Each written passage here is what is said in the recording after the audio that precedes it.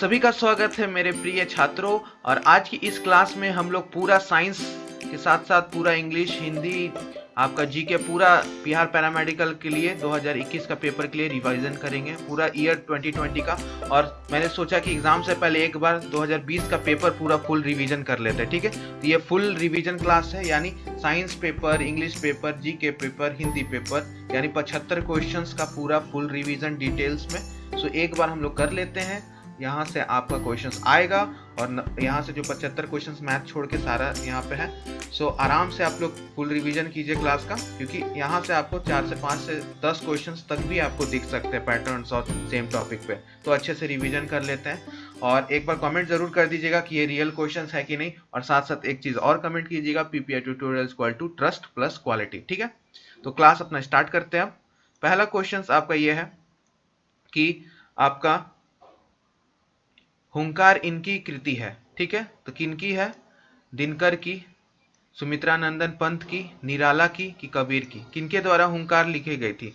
तो हुंकार आपका लिखा गया था रामधारी सिंह दिनकर, ठीक है। यानी आपका ए ऑप्शन करेक्ट हो जाएगा, क्योंकि रामधारी सिंह दिनकर हिंदी के प्रमुख लेखक, कवि एवं निबंधकार हैं, ठीक है। तो ए ऑप्शन करेक्ट हो जाएगा। 42 क्वेश्चन देखते हैं। प्यादो सो फर्जी भयो टेढ़ो टेढ़ो जाए में किस गुण की चर्चा की गई है? यानी प्यादो सो फर्जी भयो टेढ़ो टेढ़ो जाए व्यथा की, घमंड की, दया की या क्रोध की? किस चीज की यहाँ पर चर्चा की गई है? तो यहाँ पे घमंड की चर्चा की गई है। किस चीज की? घमंड, ठीक है। तो इसका उत्तर सही हो जाएगा घमंड। नेक्स्ट क्वेश्चन है आपका मुहावरा के ऊपर, काला अक्षर भैंस बराबर, ठीक है। ये तो हम लोग हमेशा डेली लाइफ में यूज करते हैं। काला रंग पोतना, भैंस बेचने की विक्रय पत्र, सबको एक प्रकार से देखना, अनपढ़ होना। क्या हो जाएगा इसका? तो इसका अनपढ़ होना। काला अक्षर वैसा बार मतलब कुछ बुझाना जाना नहीं, ठीक है। हम लोग तो यूज करते हैं डेली लाइफ में। 44 अत्यंत किस संबंध किस संधि का उदाहरण है, ठीक है। तो आपका पूर्ण रूप, अत्यादि, यन, परस्वरूप, किस चीज का है आपका? जल्दी बता दीजिए, जल्दी कमेंट कर दीजिए। हाँ, यन, ठीक है, यन है आपका, ठीक है। ये सब इसमें आता है। तो 44 का सी आपका सही हो जाएगा, ठीक है। और एक बार लाइक कर दीजिए जल्दी से। अब पूरा क्लास कीजिएगा रिवीजन एक बार 2020 का पेपर का बहुत जरूरी है, ठीक है। 2020 का पेपर फुल रिवीजन, क्योंकि आप जानते हो क्वेश्चंस रिपीट होंगे ही होंगे। 2019 का आपका बहुत सारा क्वेश्चंस रिपीट हुआ था बायोलॉजी, केमिस्ट्री, फिजिक्स से, तो यहाँ से भी होगा आपका, ठीक है। और 45 क्वेश्चन है, कौन सा शब्द कर्म धैर्य समास का उदाहरण है, ठीक है। तो कौन सा शब्द आपका कर्म धैर्य समास का उदाहरण है? पंकज, कलमनयन, पंचतंत्र या दानवीर? कौन सा आपका कर्म धैर्य समास का है? तो आपका करेक्ट उत्तर क्या हो जाएगा? कमल नयन, ठीक है, कमल नयन, ठीक है, ठीक है। नेक्स्ट क्वेश्चन पे चलिए माय डियर स्टूडेंट, चलते हैं। शुद्ध लिखा शब्द है सम्मान, शारीरिक, हितौषी या सिरुंदर, ठीक है। बता दीजिए कौन सा सही हो जाएगा आपका? C option is your correct, ठीक है। सी ऑप्शन आपका करेक्ट है। नेक्स्ट उत्तर की ओर चलते हैं। कौन सा आपका स्त्रीलिंग शब्द है, ठीक है। बता दीजिए ए बी सी डी में से कौन सा आपका सही स्त्रीलिंग शब्द है? तो क्वेश्चन नंबर 47 का सही उत्तर हो जाएगा दया, ठीक है। 48 का आप देख लेते हैं। निम्नलिखित में से कौन सा शब्द भाववाचक संज्ञा है? एक, गुर, कठोर, उपकार, कौन सा है आपका? जल्दी बता दीजिए। भाव किस में आ रहा है? तो कठोर, ठीक है। कठोर आपका भाववाचक है, तो भाव आपका सही हो गया। नेक्स्ट पे चले। ओके, यह कपड़ा का पर्यायवाची नहीं है। यह कपड़ा का पर्यायवाची नहीं है। वह सब, अंबर, पट, चीर, किसका नहीं है पर्यायवाची? एंटोनिम सिनोनिम जैसे इंग्लिश में पूछता है यहाँ पर भी। सो अंबर, ठीक है। तो 49 का बी। कालिंदी इसका पर्यायवाची है। पुरुषकर, नौका, कृष्णा, भूमि, किसका है आपका? बता दीजिए। सी, कृष्णा का, ठीक है। शुक्ल का विलोम क्या होगा? कृष्णा, कायर, कनिष्ठ, कृपन, बता दीजिए। हाँ, कृष्ण, ठीक है। क्या हो जाएगा इसका? कृष्ण। नेक्स्ट क्वेश्चन पे चलते हैं। यह सरल का विलोम नहीं है। सरल किसका विलोम नहीं है? नहीं है, देखिए ध्यान से देखिएगा, नहीं है। कठिन, विक्र, कुटिल, धैर्य। तो क्या हो जाएगा? हाँ, कठिन। ठीक है, सरल मतलब इजी होता है, कठिन मतलब हार्ड, तो विलोम नहीं हुआ, अपोजिट नहीं हुआ। 53rd का देख लेते हैं। इनमें से कौन सा आपका व्यंग्यकारक रूप के में प्रसिद्ध है? थे सॉरी। तो आपका व्यंग करने में कौन थे, व्यंग्यकारक कौन थे? हरिशंकर परसाई, राजकुमार वर्मा, प्रेमचंद्र, जयशंकर प्रसाद, कौन थे आपके? हरिशंकर परसाई हिंदी के प्रसिद्ध लेखक एवं व्यंग्यकारक है। व्यंग करना, ठीक है, सटायर, इंग्लिश में क्या बोलते हैं? सटायर। ठीक है, तंज कसना। ठीक है, ऑप्शन नंबर ए। नेक्स्ट क्वेश्चन पर चले माय डियर स्टूडेंट्स। पद्मावत इनकी रचना है। ये मैंने आपको मॉडल पेपर में भी करवाया है। जो मॉडल पेपर आपका है, प्लेलिस्ट में जाइएगा, मॉडल पेपर करा रखे हैं। प्रीवियस ईयर फिजिक्स, केमिस्ट्री, आपका बायोलॉजी, इंग्लिश का पूरा प्रीवियस ईयर 2006 से 20 तक ऑलरेडी करा रखे हैं। जो पहली बार देख रहे हैं तो कम से कम 2015 से 20 तक कर लीजिए, क्योंकि टाइम कम है अभी, तो इतना ही हो पाएगा आपका। तो अच्छे से डिटेल में कर लीजिए। जैसे अभी चल रहा है आपका 2020 का पेपर का पूरा डिटेल, आगे आपका फिर जीके है, फिर आपका इंग्लिश है, फिर आपका बायो, फिर आपका केमिस्ट्री, फिर लास्ट में फिजिक्स। आज के क्लास में महामैराथन क्लास में। सो बता दीजिए पद्मावत किसकी रचना थी? तो आपका सही उत्तर क्या हो जाएगा 54 का? मलिक मोहम्मद जैसी। ठीक है, क्या नाम है पूरा? मलिक मोहम्मद जैसी, यानी सी। ठीक है। कनक कनक ते 100 गुनी में किन दो पदार्थों की तुलना की गई है? अनाज से सोना, सोना और धतूरा, सोना और चांदी, अनाज और धतूरा। बता दीजिए। हाँ, तो आपको सोना और धतूरा में आपका कंपैरिजन किया गया है। ठीक है, आपका कि गिलहरियों का घर क्या है? बता दीजिए। गिलहरियों का घर किसे कहते हैं? डेन को, केनाल को, किसको कहते हैं? बता दीजिए। तो आपका ऑप्शन नंबर सी सही है। ठीक है। 72 देखते हैं। स्वतंत्र भारत का प्रथम संघीय बजट किसने पेश किया था? ठीक है, कब पेश किया गया था? सॉरी, 1949, 1948, 1917 या 1915? कब पेश किया गया था? तो 1947 में पेश किया गया था। ठीक है, ओके, ठीक है, आरके जी द्वारा। ठीक, 73, 1947 इसका सही उत्तर होगा। 1 इंच बराबर कितना होता है? ये क्वेश्चन है, जेन्युइन क्वेश्चन है। ठीक है, रियल क्वेश्चन है आपका। 1 इंच बराबर कितना होता है? 25.4 मिलीमीटर। देखिए मिलीमीटर में दे रहा है, क्योंकि 1 इंच हमको पता है 2.45 सेंटीमीटर होता है।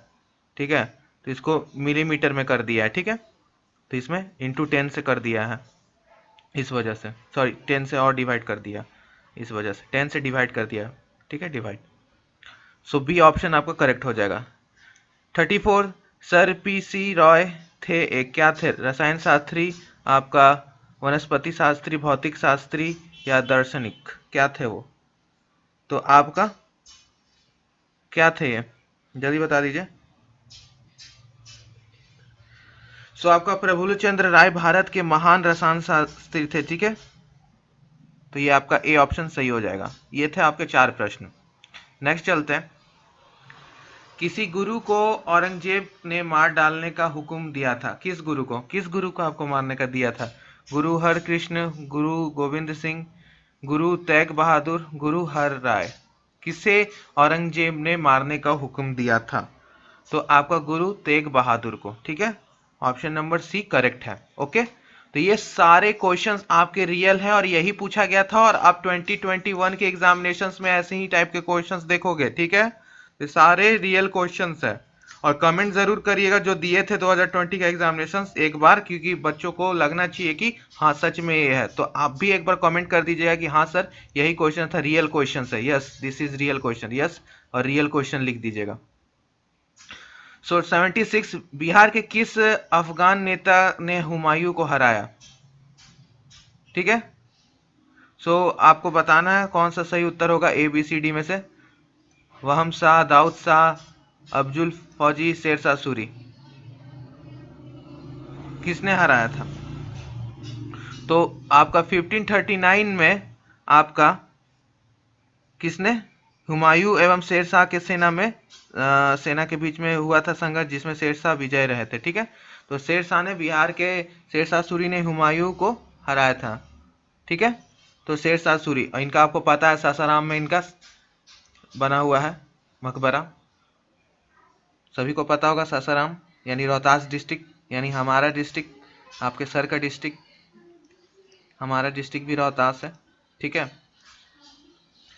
77 पंडित नेहरू का भारत के प्रधानमंत्री के रूप में कौन अगला एकदम उनके बाद उनके उत्तरधारी बना? अगला, ठीक है, यानी पंडित नेहरू के बाद कौन प्रधानमंत्री के रूप में उनका अगला एक कदम उनके बाद उत्तराधिकारी बना? बता दीजिए। मोरारजी देसाई, इंदिरा गांधी, लाल बहादुर शास्त्री, जाकिर हुसैन, कौन बने थे? तो आपका लाल बहादुर शास्त्री। ठीक है, बहुत अच्छा क्वेश्चन है, इसको वीवीआई कर लीजिएगा। ठीक है, नेक्स्ट क्वेश्चन पे चले। एकदम आपको जल्दी जल्दी और शॉर्ट शॉर्ट में मैं करा दे रहा हूँ, क्योंकि आपको बस पता होना चाहिए कि जीके आपको याद करने की चीज़ है। 1948 में कौन भारत का आपका वाइसराय बना?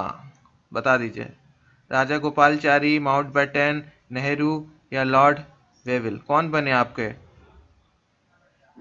हाँ, माउंटबेटन। ठीक है, लॉर्ड माउंटबेटन आपके बने, लॉर्ड माउंट बैटन। ठीक है, आपका 78 का क्वेश्चन क्या हो जाएगा? बी। तो अभी तक हम लोगों ने लगभग लगभग कितना 8 प्रश्न देख लिया, जेन्युइन और रियल। ठीक है, 79 क्वेश्चंस। इनके पुस्तक आपको वेल्थ ऑफ नेशन का लेखन किसने किया? निपियर, एडम स्मिथ, मनमोहन सिंह और डी ऑप्शन। ठीक है, किसने किया था?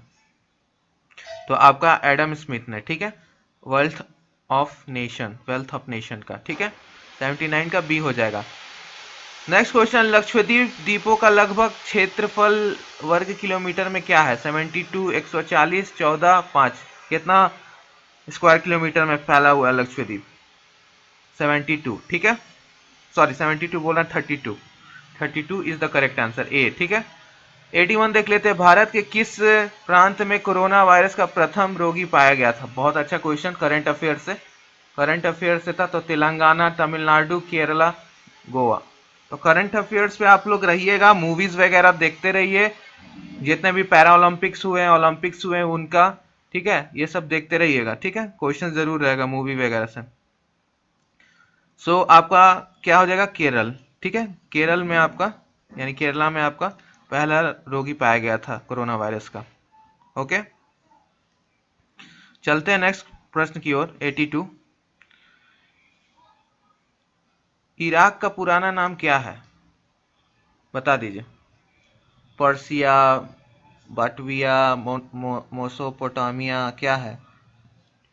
क्या नाम है इसका पुराना इराक का? इराक का पुराना नाम क्या है?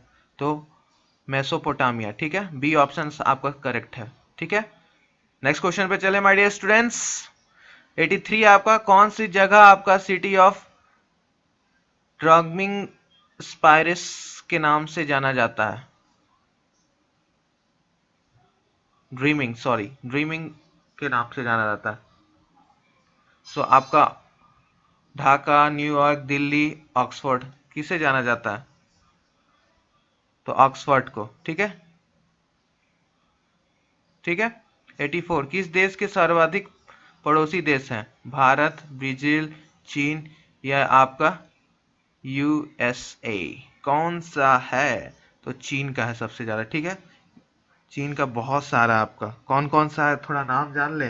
भारत है, मंगोलिया है, कजाकिस्तान है, उत्तर कोरिया, रूस, किर्गिस्तान, आपका अफगानिस्तान, पाकिस्तान, नेपाल, भूटान, आपका म्यांमार है, वियतनाम है, लाओस है, बहुत है, तजाकिस्तान है, ये सब आपका पड़ोसी है। ठीक है, इंडिया का कितना है? इंडिया के कितने पड़ोसी देश हैं? कमेंट कीजिएगा, तो नंबर खाली कमेंट कर दीजिएगा, नाम मत लिखिएगा। 2019 में मैगसेस पुरस्कार किसे दिया गया था? ये तो सभी को पता होगा। प्रणब रॉय, रवीश कुमार, बरखा दत्त, किरण बेदी, किनको दिया गया था? ये तो सभी को पता है, अपने बिहार के राजा रवीश कुमार। ठीक है, पत्रकार बहुत अच्छे, कौन से टीवी के चैनल के? एनडीटीवी के। सो मैग्सेसे पुरस्कार आपको रवीश कुमार को दिया गया। आप क्वेश्चन नंबर 86 को देख लेते हैं। सो 86 क्वेश्चन नंबर में आपसे क्या पूछ रहा है माय डियर स्टूडेंट्स, यहाँ पे आपसे पूछा जा रहा है पुस्तक के ऊपर। पुस्तक के ऊपर भी एक आपको जरूर रहेगा। हाल ही में प्रकाशित पुस्तक आपका द एनार्की के लेखक कौन से हैं? ठीक है, प्रताप भानु मेहता, शशि थरूर, डेरी मिपल या मार्क टूली, कौन थे? बता दीजिए जल्दी से कमेंट करके। तो डेरी मिपल। ठीक है, क्या हम सब हो जाएगा सही? सी, डेरी मिपल। अब शब्द परिह के स्रोत इस भाषा से है, लैटिन, ग्रीक, तमिल, हिंदी, कौन से भाषा से? सो ये आपका तमिल भाषा से है। ठीक है, परी हाँ, ठीक है, तमिल भाषा से। नेक्स्ट क्वेश्चन पे चलते हैं। छपाक फिल्म के नायिका कौन थी? ये आपका क्वेश्चंस फिल्म के ऊपर, मूवीज से रिलेटेड आया, तो इस साल भी आपका मूवी से रिलेटेड प्रश्न आ सकता है। ठीक है, तो दीपिका पादुकोण, माधुरी दीक्षित, करीना कपूर, नीना गुप्ता, कौन थी? दीपिका पादुकोण, माधुरी दीक्षित, करीना कपूर, नीना गुप्ता। तो दीपिका पादुकोण के ऊपर ये आधारित था। ठीक है, एसिड अटैक्स के ऊपर जो मूवी बेस्ड थी। जमाइका का राष्ट्र खेल क्या है? हॉकी, जैम पोलो, बेसबॉल और क्रिकेट, क्या है आपका? तो आपका 83 का डी, क्रिकेट। क्या है? क्रिकेट। लास्ट क्वेश्चन, प्रथम अंतरराष्ट्रीय T20 क्रिकेट मैच कब खेला गया था? 2010, 5, 2000, 1995। तो आपका 90 का क्या ऑप्शन हो जाएगा? 2005। ठीक है, तो ये था आपका टोटल 20 क्वेश्चंस। और आपका इन to ruminate and by such dreaming high in nearest unto heaven quite curves the word ruminate means, यानी आपका ये वर्ड जो है ruminate means, उसका क्या होता है? To run, to ignore, to think deeply या टू वॉक स्लोली। यानी आपको एक लाइन दे रखा है पोएम से। ठीक है, पोएम आपका है। ठीक है, जॉन केट्स का पोएम है ये।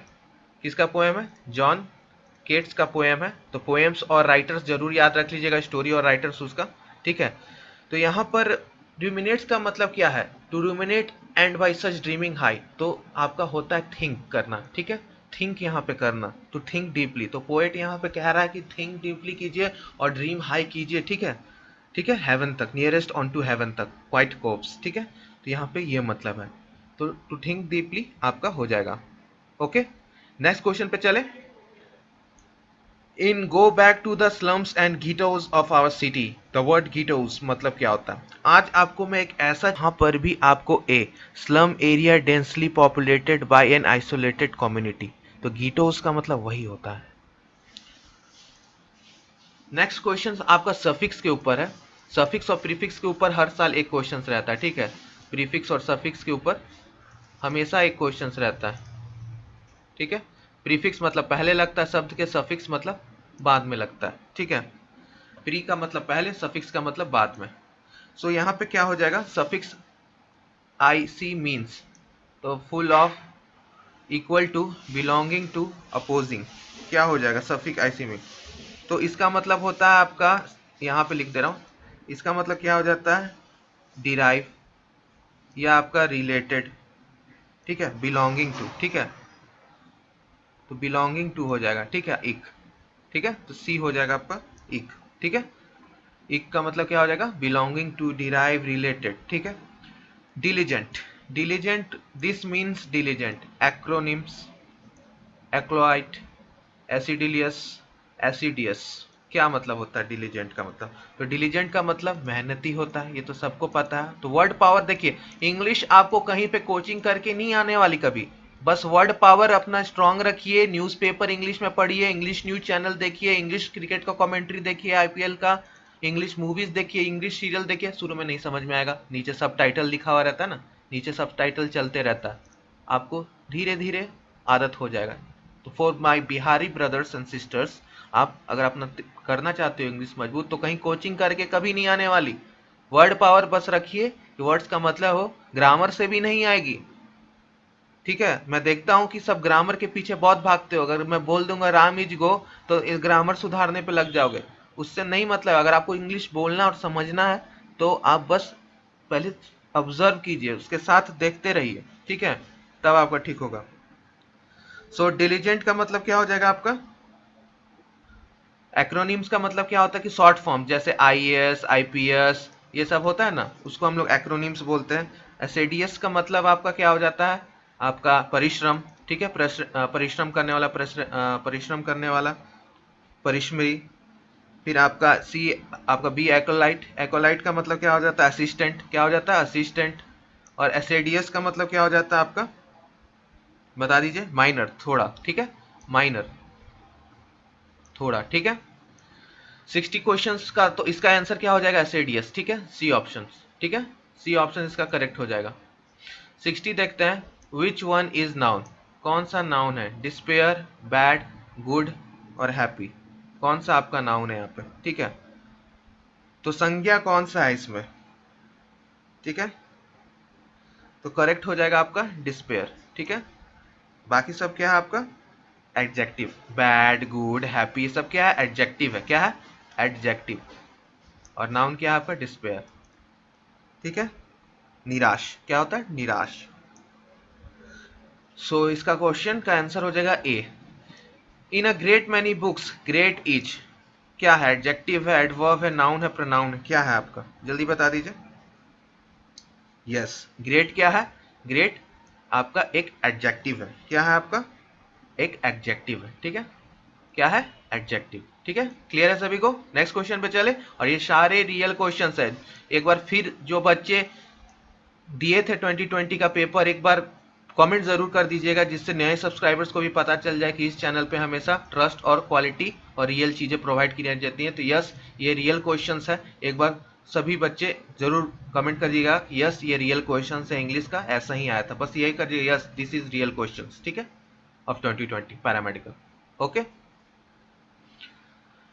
62 क्वेश्चंस है। The punctuation is called an ellipse, कौन सा आपका पंचुएशन को हम लोग इलिप्स कहते हैं, ठीक है। तो बता दीजिए कौन सा आपका इलिप्स का है, बता दीजिए। तो ये 3 डॉट वाले आप इलिप्स कहते हैं, ठीक है, समझ में आ गया? यस, और सारा आप पंचुएशन देख लीजिएगा, ठीक है, सारा पंचुएशंस आप लोग देख लीजिएगा। इसको क्या बोलते हैं? तो कॉलन बोलते हैं, ठीक है, ठीक है। इसको क्या बोलते हैं? तो डैश बोलते हैं। बात समझ में आ रही है? हाँ, चलिए नेक्स्ट क्वेश्चन पे चले। चलिए 63 which is correctly spelled word. देखिए स्पेलिंग वाला पे इस साल भी आपको आएगा, 2020 पे एंटोनिम सिनोनिम्स पे आएगा, टेंस के ऊपर आएगा, ठीक है। तो इस पे आपको क्वेश्चंस आना ही आना है। Which is correctly spelled word, ठीक है, तो आपका वेंडरस आपका सही हो जाएगा, यानी डी, डी ऑप्शंस, ठीक है। वेंडरस, वेंडरस, तो आपका सॉरी बी में सही स्पेलिंग है, वंडरस, ठीक है। वंडरस मतलब आपका मार्वलस, अमेजिंग, एक्स्ट्रा ऑर्डिनरी, ठीक है। वंडर का, जैसे वंडर का होता है ना, आश्चर्य, बहुत अच्छा, वंडरस उसका हो जाएगा, ठीक है, ठीक है। नेक्स्ट क्वेश्चन पे चलते हैं 64। The word wonder kind means, wonder kind का मतलब क्या होता है आपका? प्रतिभा संपन्न बालक, ठीक है, क्या बोलते हैं? प्रतिभा संपन्न बालक। तो इसका मतलब प्रोडिजी, ठीक है, इसका मतलब क्या हो जाएगा? प्रोडिजी। और अब कोटा फैक्ट्री भी आने वाला है 24 तारीख को, पता ही सबको, कोटा फैक्ट्री सीजन 2। तो उसमें नहीं है प्रोडिजी क्लासेस? तो क्या है प्रोडिजी क्लासेस का मतलब? यही तो होता है, प्रतिभा संपन्न बालक, ठीक है।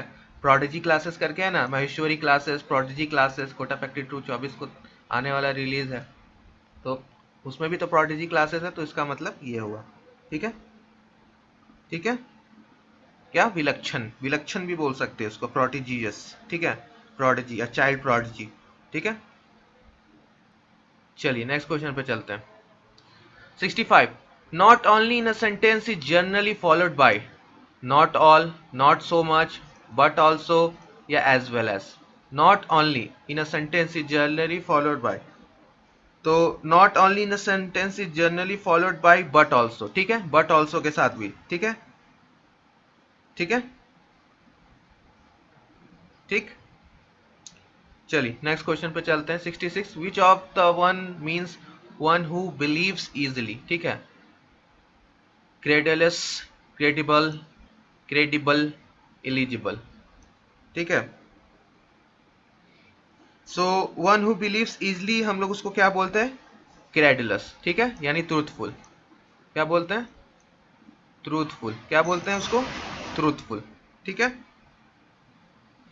क्रेडिबल का तो मतलब रिस्पेक्टफुल पर्सन हो गया, ठीक है। चलिए नेक्स्ट क्वेश्चन पे चलते हैं। 67 the young one of dear is called, ये तो करा रखा हूं, ये तो करा रखा हूं आपको। तो जो बच्चे पहली बार देख रहे हैं, पीसीबी इंग्लिश पूरा मैंने 2006 से, और ये रियल क्वेश्चन फिर से 2020 तक करा रखा है। प्लेलिस्ट में जाइए, साइंस के mock test, model paper, English के, जीके के, हिंदी के, सब आपको मिल जाएगा प्लेलिस्ट में मॉडल पेपर के नाम से, ठीक है। तो अच्छे से कर लीजिएगा, ओके। और इस चैनल पे आपको पता है कि फ्री में भी क्लासेस कराई जाती हैं, कोचिंग्स। तो ये हमारे तरफ से था, जो भी इंपॉर्टेंट पॉलीमर्स हो गया, केमिकल बॉन्डिंग्स हो गया, सबका मैंने इंपॉर्टेंट क्लासेस का वीडियो फ्री पीरियड कोर्स के नाम से डाल रखा, तो वो भी आप देख लीजिएगा, ठीक है। तो यहाँ पर आपका भरोसा, आपको क्वालिटी और आपको ट्रस्ट सब मेंटेन रखा जाता है। तो क्या बोलते हैं यंग वंस को, आपका डी ऑप्शन हो जाएगा, फॉन, ठीक है। पपी का हम लोग डॉग को, सो ये आपका फॉन हो जाएगा, ठीक है। पपी का तो डॉग हो गया, कप का लायन हो गया, कीड़ आपका किसका हो सकता है, कीड़ आपका गोट का हो सकता है, और काऊ का काल्फ, वैसे ही, ठीक है। चलिए नेक्स्ट पे चलते हैं, नेक्स्ट क्वेश्चंस की ओर।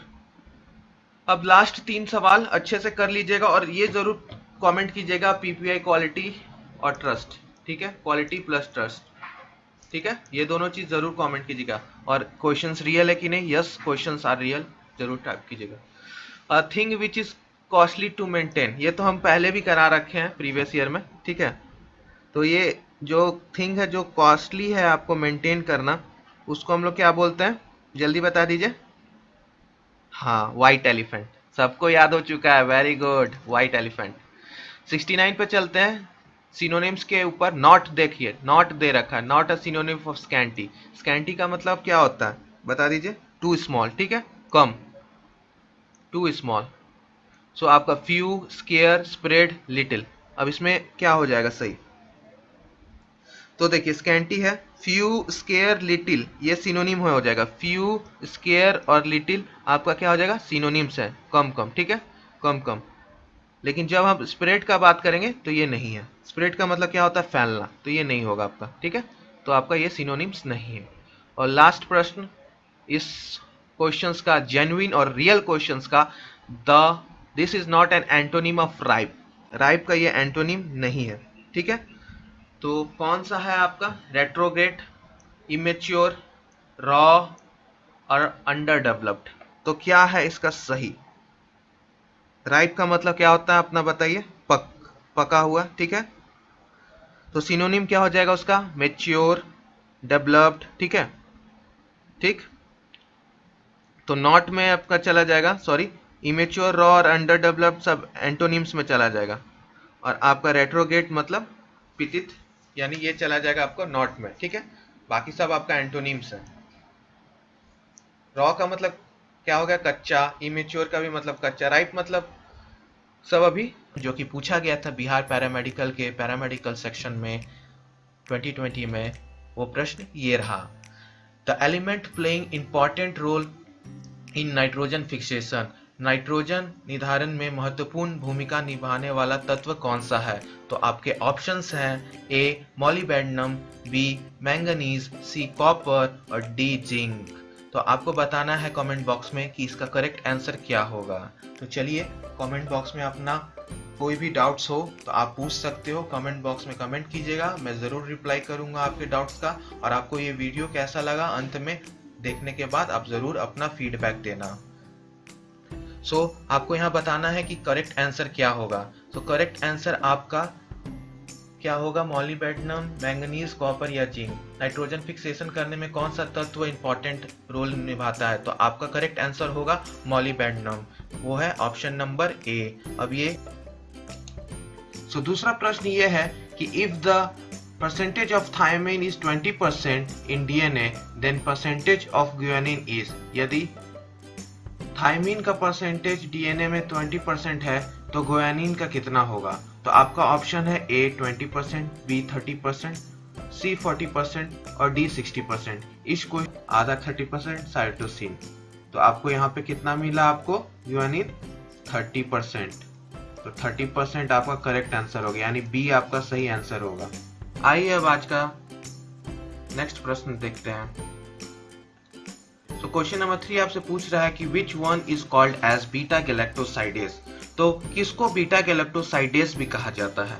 तो आपके ऑप्शंस हैं, option number A maltase, B lactase, C amylase और डी रेनिन।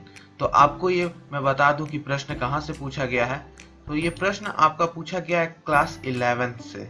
आपका क्लास 11th से आपका ये प्रश्न पूछा गया है, क्लास 11th चैप्टर नंबर 16 यानी digestion and absorption human physiology का ये सवाल है। तो इसका क्या आंसर होगा पहले आप लोग कमेंट बॉक्स में दे दीजिए।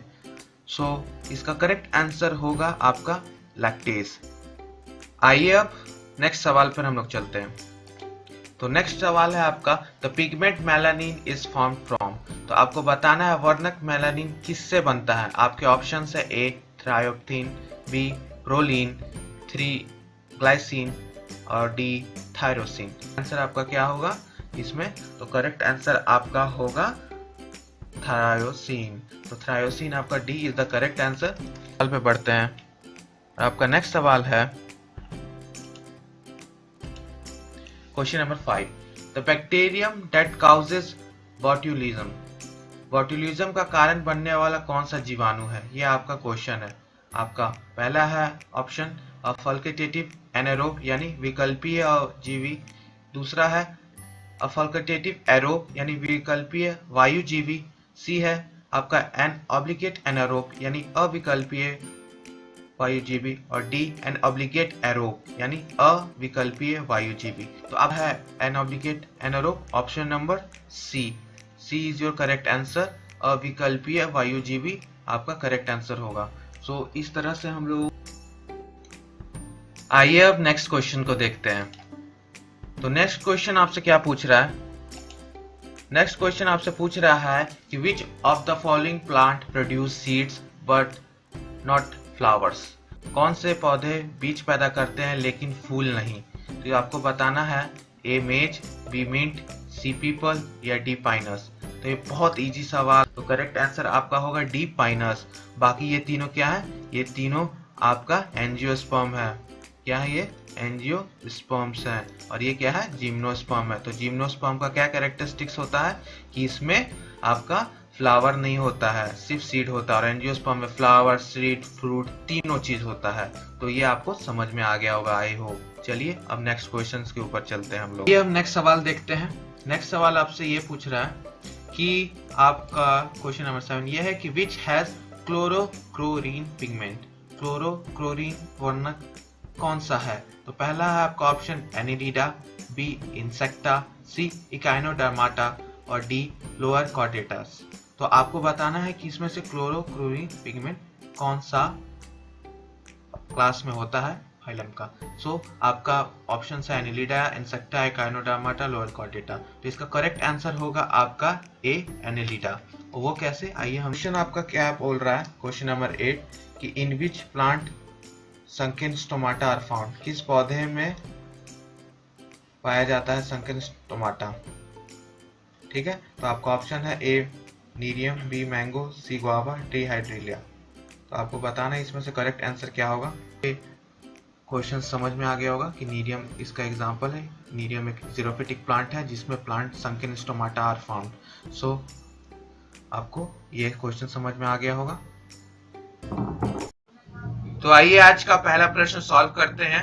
आपका पहला प्रश्न है कि which is the most common oxidation state of lanthanides seen in the compounds of lanthanides।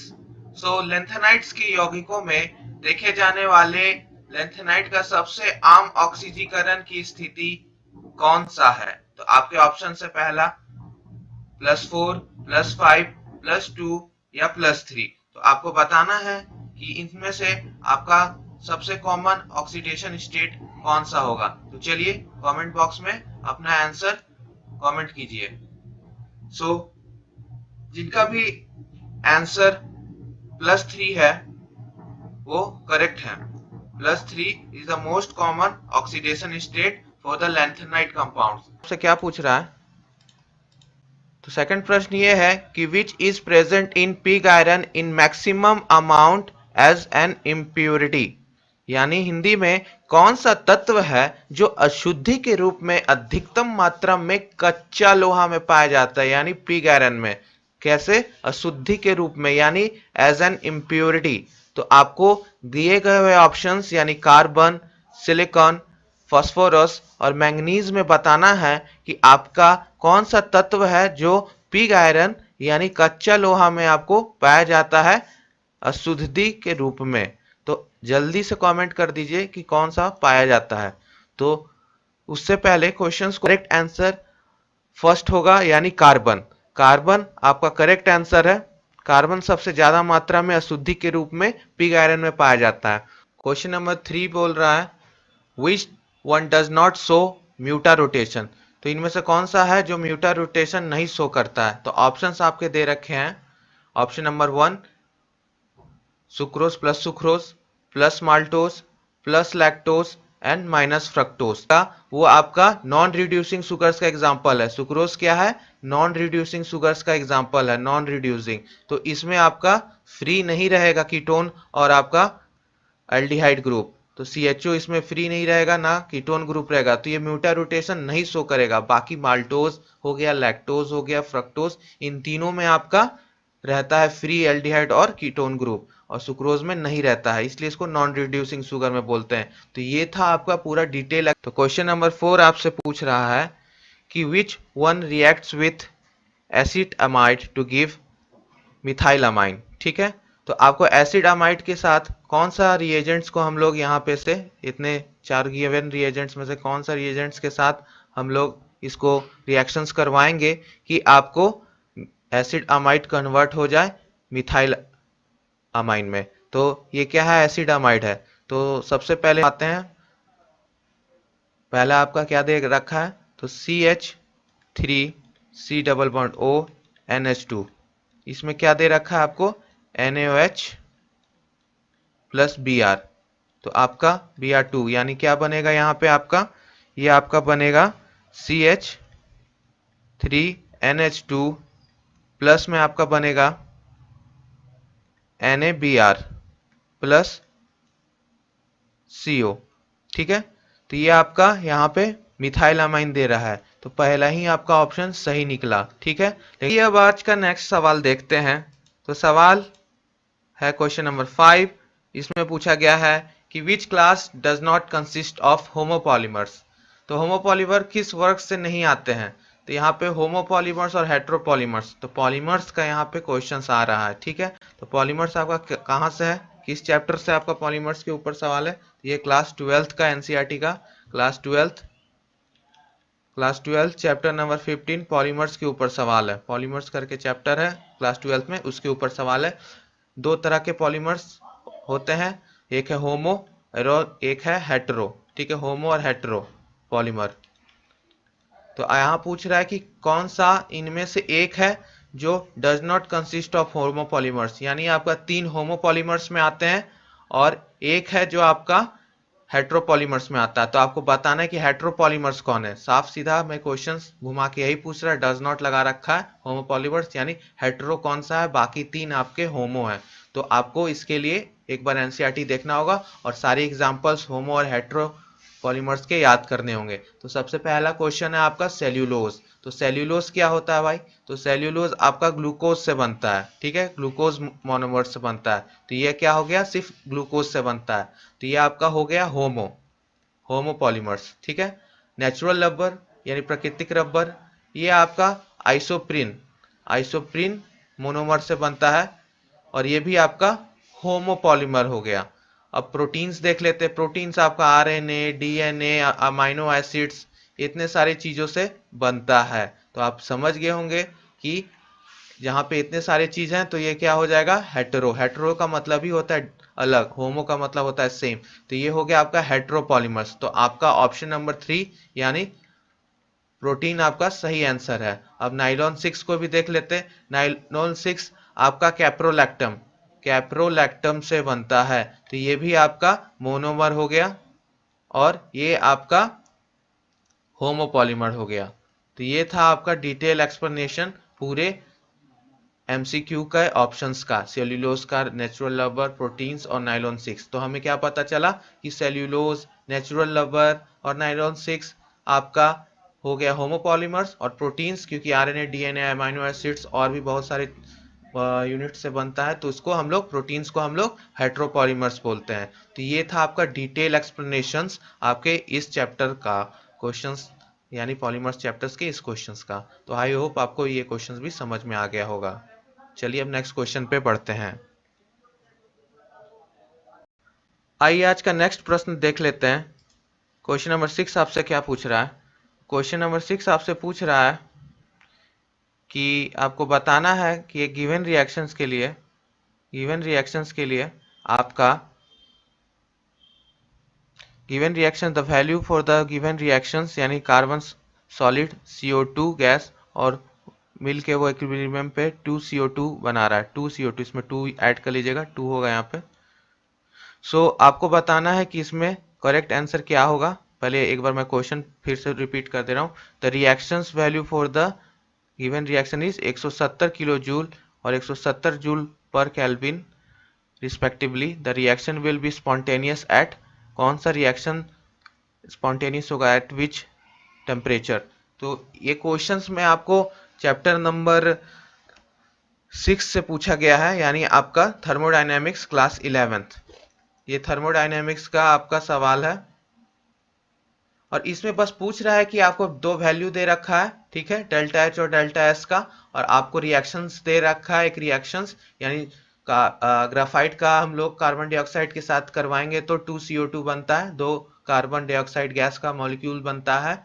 तो इस रिएक्शंस पे यानी इक्विलिब्रियम पे, आपका जो इक्विलिब्रियम है उस पे रिएक्शन स्पॉन्टेनियस करने के लिए कौन सा टेम्परेचर हमको देना होगा कि आपका रिएक्शन स्पॉन्टेनियस हो। तो ये सवाल न्यूमेरिकल है और न्यूमेरिकल के लिए चलिए हम लोग इसको डिटेल में सॉल्व करते हैं। तो हमको पहले गिवन क्या है ये देख लेते हैं। तो गिवन है आपको डेल्टा एच दे रखा है 170 kelvin kilo joule, sorry 170 kilo joules, और आपका डेल्टा एस दे रखा है, ठीक है, डेल्टा एस 170 जूल पर केल्विन, ठीक है, जूल पर केल्विन। तो आपको यहाँ पे निकालना है कि टेम्परेचर, किस टेम्परेचर पे रिएक्शन स्पॉन्टेनियस होगा, यानी खुद से हो जाएगा। स्पॉन्टेनियस रिएक्शन का मतलब रिएक्शन स्पॉन्टेनियस होगा, ठीक है। तो फॉर्मूला क्या है इसके लिए? तो बहुत इजी फॉर्मूला है। फॉर्मूला है आपका गिब्स एनर्जी पे, Gibbs free energy, delta G equal to delta H minus T delta S. ये आपका फॉर्मूला है, इंपॉर्टेंट फॉर्मूला, इसको नोट कर लीजिएगा। तो इस पे दो कंडीशन आता है। कंडीशन नंबर 1 कि डेल्टा जी जब नेगेटिव रहे, और एक डेल्टा जी जब पॉजिटिव रहे, और डेल्टा जी एक और कंडीशन जब जीरो रहे, ठीक है। तो जब नेगेटिव रहता है तो इसका मतलब क्या होता है कि रिएक्शन यानी वैल्यू जब नेगेटिव आएगी, डेल्टा जी की न्यूमेरिकल वैल्यू अगर वो नेगेटिव है तो ये एक स्पॉन्टेनियस रिएक्शन है, ठीक। नहीं पॉजिटिव है तो वो नॉन स्पॉन्टेनियस है, नॉन स्पॉन्टेनियस रिएक्शन है। और जीरो पे है तो इसका मतलब क्या है, इक्विलिब्रियम पे है। तो हमको ये इक्विलिब्रियम पे दे रखा है रिएक्शंस, और पूछ रहा है कि आपको बताना है कि हमको स्पॉन्टेनियस कब होगा। तो स्पॉन्टेनियस के लिए आपको ये वाला कंडीशन यानी पहला कंडीशन आपका सही होना चाहिए, ठीक है।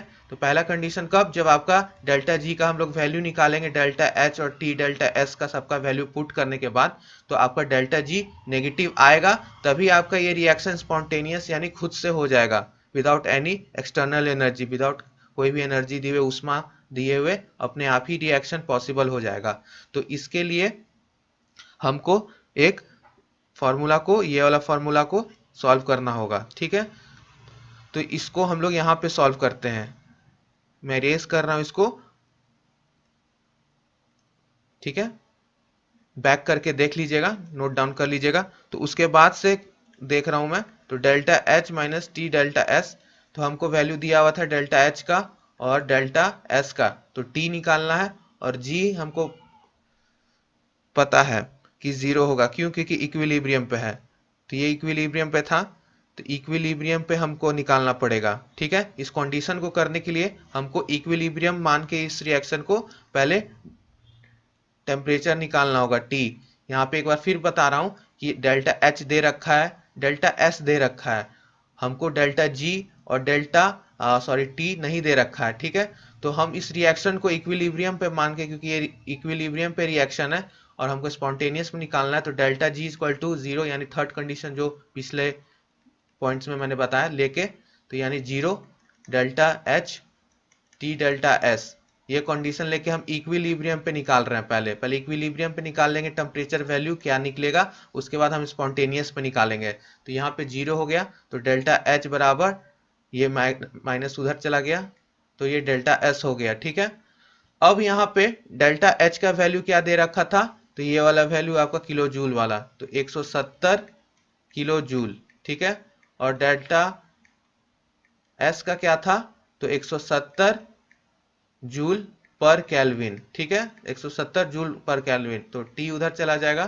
तो 170 जूल किलो जूल यहाँ बच गया और 170 जूल पर केल्विन यहाँ बच गया। ठीक है, अब यहाँ पे इसको न्यूमेरिकल वैल्यू को हम लोग लिख लेते हैं। किलो जूल है तो यानी 10 का पावर 3 किलो जूल्स का मतलब क्या होता है, 10 का पावर 3 किलो, किलो मतलब 10 का पावर 3, तो 10 का पावर 3 लिख दिए और 170 नीचे लिख दिए, और केल्विन जूल पर केल्विन, तो यहाँ से आपका जूल जूल कट गया, तो बचा क्या आपका वैल्यू 170 बट्टे 170, तो 170 कट गया और नीचे में केल्विन बचा, तो अब यहाँ इसका लिख रहा हूं मैं आंसर। तो आपका क्या आया, 170 70 तो कट गया, तो आपका आंसर आया 10 का पावर 3 नीचे में केल्विन पर केल्विन, तो ये हो गया 10 का पावर 3 केल्विन। ठीक है, 10 का पावर 3 केल्विन, यानी आपका आंसर क्या आया, टेम्परेचर क्या आया, 1000 डिग्री केल्विन। तो ये क्या था आपका जो 1000 डिग्री केल्विन आया, ये 1000 डिग्री केल्विन आपका था इक्विलिब्रियम पे, यानी जब जी जीरो रहेगा, लेकिन हमको तो निकालना है जी नेगेटिव के लिए, तो जी नेगेटिव कब होता है, तो जी नेगेटिव होने का एक क्राइटेरिया रहता है, तो जी नेगेटिव होने का एक क्राइटेरिया रहता है, उसको हम लोग जब कर लेंगे तभी आपका ये निकलेगा। तो यहां मैं सॉल्व कर रहा हूं, इस पोर्शन पे मैं सॉल्व कर दे रहा हूं। तो जी नेगेटिव निकलने के लिए हमको टेम्परेचर, यानी टेम्परेचर इससे ज्यादा होना चाहिए, तो जी निकालते हैं हम लोग अब।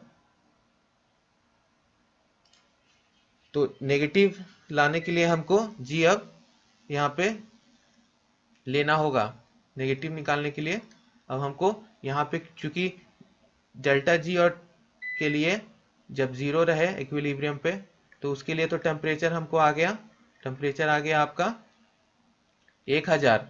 अब हमको स्पॉन्टेनियस करना है, तो आप ये फॉर्मूला देख रहे हो, ये वाला फॉर्मूला, तो स्पॉन्टेनियस करने के लिए हमको क्या करना होगा कि आपको टेम्परेचर का वैल्यू बढ़ाना होगा फॉर दिस रिएक्शंस। ठीक है, तो हमको टेम्परेचर का वॉल्यूम थोड़ा बढ़ाना होगा, तभी आपका जी नेगेटिव में निकलेगा। जब इसमें वैल्यू जब 1000 को पार कर जाएगा, तभी तो आपको ये नेगेटिव है, ये नेगेटिव है, तभी तो ये नेगेटिव बड़ा रहेगा डेल्टा एच से, तो डेल्टा एच से जब बड़ा रहेगा तभी तो आपका रिएक्शन स्पॉन्टेनियस होगा, तो आपको टेम्परेचर बढ़ाना होगा, तब जाके आपका रिएक्शन स्पॉन्टेनियस होगा। तो जब आप 110 डिग्री, क्योंकि 1000 से ऊपर बस एक ही वैल्यू है, तो आपका 1110 केल्विन पुट करोगे इसमें, और जब निकालोगे डेल्टा जी का वैल्यू, तो ये नेगेटिव में निकलेगा, और बाकी तीनों टेम्परेचर के लिए आप पुट करना डेल्टा टी का वैल्यू यहाँ पे इस केल्विन को 710 910 510, तो आपको पता चल जाएगा कि डेल्टा जी आपका पॉजिटिव आ रहा है। तो बस एक रिएक्शन के लिए नेगेटिव आएगा, वो है ऑप्शन नंबर 3। तो आप इसको, आपका वर्क है कि आप चारों को पुट करके इस फॉर्मूले में delta G equal to delta delta H minus T delta S में सॉल्व करना, आपको मिल जाएगा आंसर। आई होप ये भी आपको क्वेश्चन थर्मोडायनेमिक्स से समझ में आ गया होगा। चलिए अब नेक्स्ट क्वेश्चन करते हैं। आइए अब हम लोग देखते हैं आज का नेक्स्ट प्रश्न। तो क्वेश्चन नंबर 7 में आपसे पूछा जा रहा है कि in the following equilibrium reaction Kp not equal to Kc। तो निम्नलिखित श्याम में से, यानी आपको 4 रिएक्शन जो साम्य अवस्था इक्विलिब्रियम के दे रखे हैं, उसमें आपको बताना है कि Kp not equal to Kc। तो आपको इसमें से एक खोजना है कि इसमें Kp इक्वल टू Kc नहीं होगा। सो आइए एक एक करके हम लोग रिएक्शंस को देखते हैं। और रिएक्शन जानने से पहले चैप्टर नंबर जान लेते हैं। तो चैप्टर नंबर 7 यानी इक्विलिब्रियम का सवाल है क्लास 11th का। ठीक है, क्लास 11th का इक्विलिब्रियम का ये प्रश्न है और ये भी बहुत महत्वपूर्ण चैप्टर है इक्विलिब्रियम क्लास 11 का, यानी साम्य अवस्था।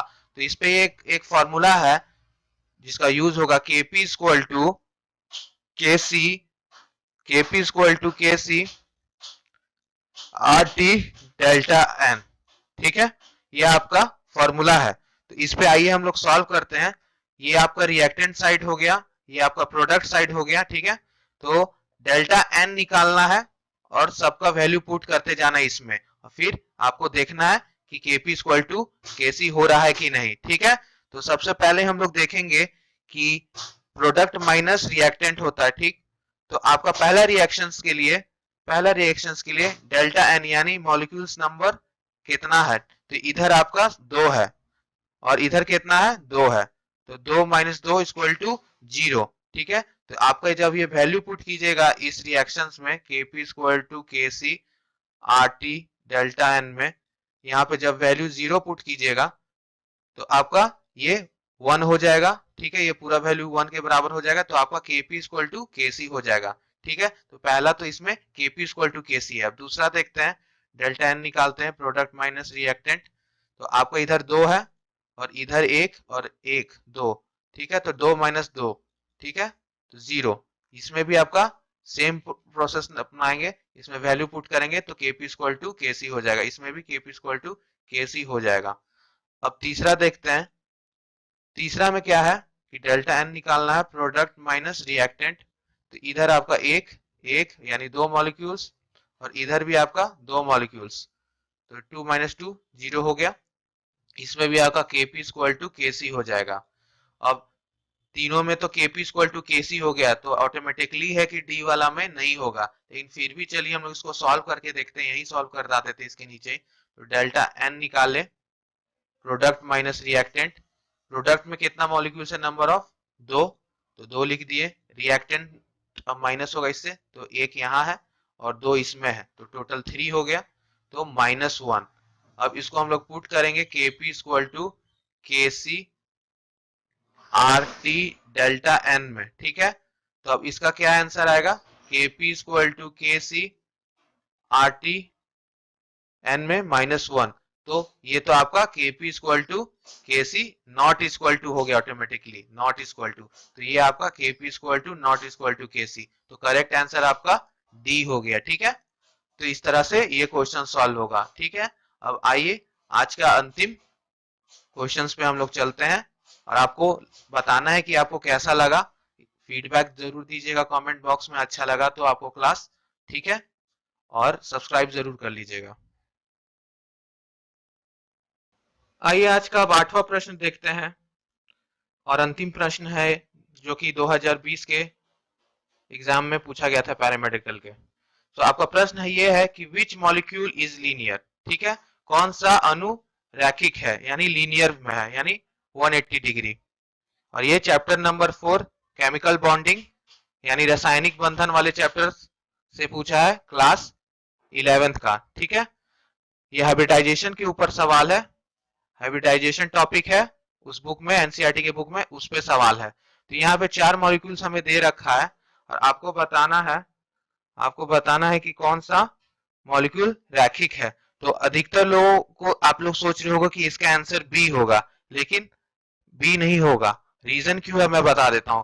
जब भी हाइब्रिडाइजेशन देखते हैं तो हम लोग सेंट्रल यानी बीच में का जो रहता है उसका देखते हैं, ना कि टर्मिनल, बाहर वाले का नहीं देखते हैं। तो इसमें सब में आपको बीच वाला का देखना है, टर्मिनल का नहीं देखना है। ठीक है, और उससे पहले मैं बता देता हूं कि यहाँ पे सबसे पहले हमें तीन चीजें जानना जरूरी है, sp, sp2 और sp। ठीक है, sp3 यानी आपका इसका बॉन्ड एंगल कितना होगा, बॉन्ड एंगल होगा 109.5 डिग्री। sp2 में आपका बॉन्ड एंगल 120 डिग्री और sp में 180 होगा। तो जो sp होगा वही तो लीनियर होगा, 180 का मतलब क्या होता है, लीनियर। ठीक है, 180 ये वाला बॉन्ड मतलब लीनियर। तो sp3 आपका सिंगल बॉन्ड को कहते हैं कार्बन कार्बन के बीच में, sp2 को हम लोग डबल बॉन्ड कहते हैं कार्बन कार्बन के बीच में, और sp को ट्रिपल बॉन्ड कहते हैं। तो जो ट्रिपल बॉन्ड है वो आपका रहेगा 180 डिग्री। तो सेंट्रल में कौन सा आपका है, sp। तो sp आपका कौन सा है सेंट्रल में, तो आपका ये वाला है, फर्स्ट वाला। बाकी सब में आपका single bond single bond single bond, यानी आपका sp3 है सब। ये सब क्या है, sp3 है। हमको टर्मिनल का नहीं देखना है, ठीक है, सेंट्रल का देखना है। तो ये आपका फर्स्ट वाला में sp है यानी 180 डिग्री ट्रिपल बॉन्ड है, तो आपका ए हो जाएगा सही आंसर। कि the frequency of a light wave in a material is 2 × 10 का power 14 hertz and wavelength is 5000 angstrom. ठीक है, ये एंगस्ट्रॉम है।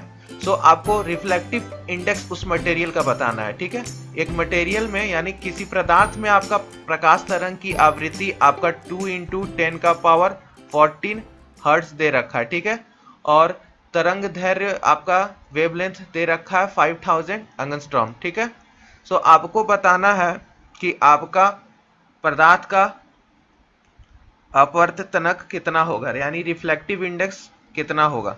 तो क्वेश्चंस को हम लोग पूरा डिटेल में देखते हैं। ठीक है, क्वेश्चंस को हम लोग पूरा डिटेल में देखते हैं।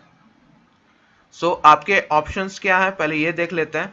आपके ऑप्शंस हैं, option number A 1.40, option number B 1.50 reflective index. ठीक है, सी आपका 3.00 और डी है आपका 1.33। सो आपको करेक्ट रिफ्लेक्टिव इंडेक्स बताना है उस मटेरियल का, इतना गिवन में से। तो गिवन क्या क्या है पहले ये लिख लेते हैं। तो हमको गिवन क्या है आपका, हमको प्रकाश तरंग की आवृत्ति दे रखी है। ठीक है, क्या देना, 2 × 10 का पावर 14 हर्ट्ज ये दे रखा है हमको। और क्या दे रखा है हमको, यानी आपको फ्रीक्वेंसी दे रखा है, आवृत्ति। ठीक है, लाइट वेव का आपका फ्रीक्वेंसी दे रखा है, फ्रीक्वेंसी यानी आपका आवृत्ति। ठीक है, और क्या दे रखा हमको, वेवलेंथ भी उसका दे रखा है, लाइट वेव का कितना दे रखा है, 5000 एंगस्ट्रॉम। क्या दे रखा है ये, वेवलेंथ, वेवलेंथ यानी तरंग दैर्घ्य, तरंग दैर्घ्य भी आपको दे रखा है। ठीक है, सो निकालना क्या है हमें, रिफ्लेक्टिव इंडेक्स। ठीक है, यानी अपवर्तनक आपको निकालना है। सो आइए गिवन में से सबसे पहले हम लोग लाइट वेव के बारे में बात करेंगे। फ्रीक्वेंसी दे रखा है और वेवलेंथ दे रखा है, फ्रीक्वेंसी, ठीक है, और वेवलेंथ ये दोनों चीज हमको दे रखा है। तो एफ दे रखा है और लैम्डा दे रखा है हमको। ठीक है, एफ और लैम्डा दे रखा है। तो एक रिलेशन आता है वेलोसिटी के साथ। ठीक है, वेलोसिटी के साथ एक आपका रिलेशन आता है इसका, तो वो है आपका velocity is equal to lambda into F. ये आपका एक रिलेशन है। ठीक है, इसको इंपॉर्टेंट रिलेशन कर लीजिएगा। ठीक है, 1। सो इस रिलेशन के हिसाब से आपका वेलोसिटी निकालना होगा। तो वेलोसिटी हम निकालते हैं, तो लैम्डा कितना है, 5000 एंगस्ट्रॉम, और आपका फ्रीक्वेंसी कितना है, 2 × 10 का पावर 14 हर्ट्ज।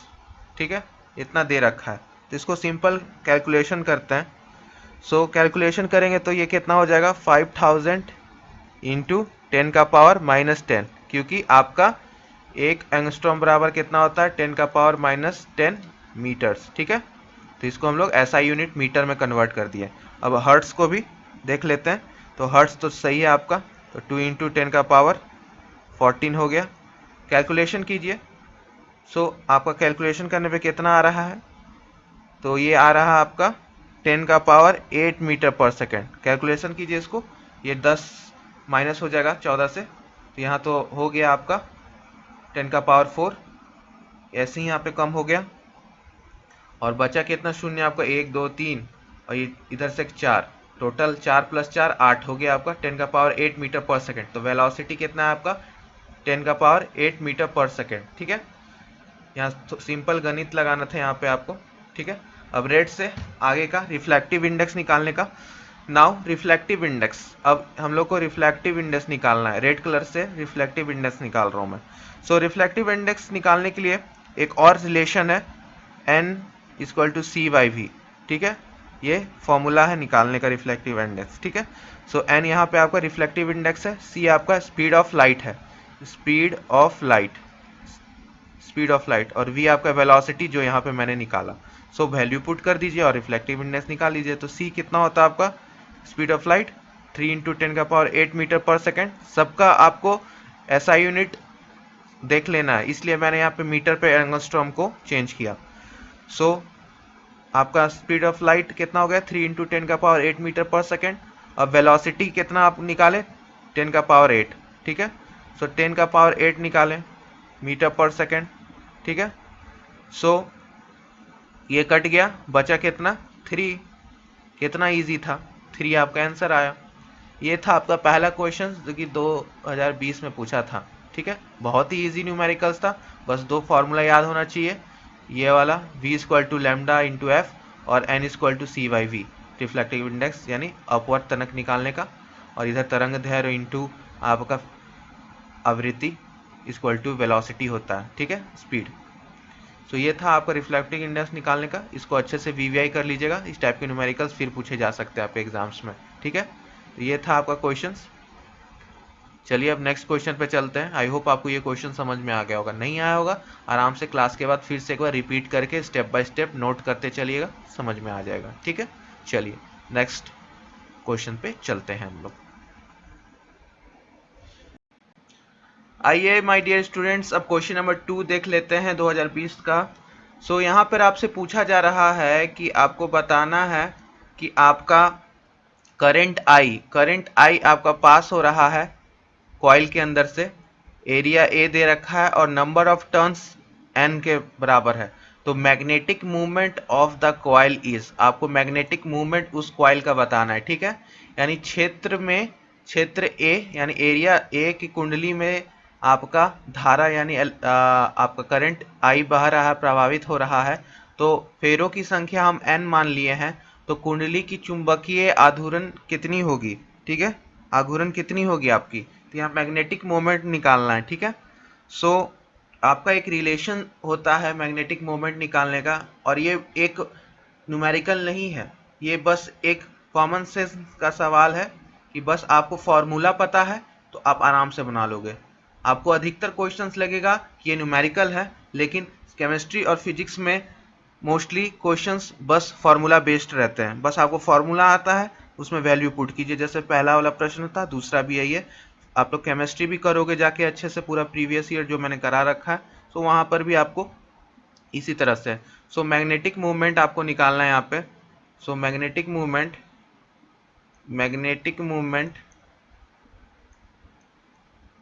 ठीक है ऑफ कॉइल,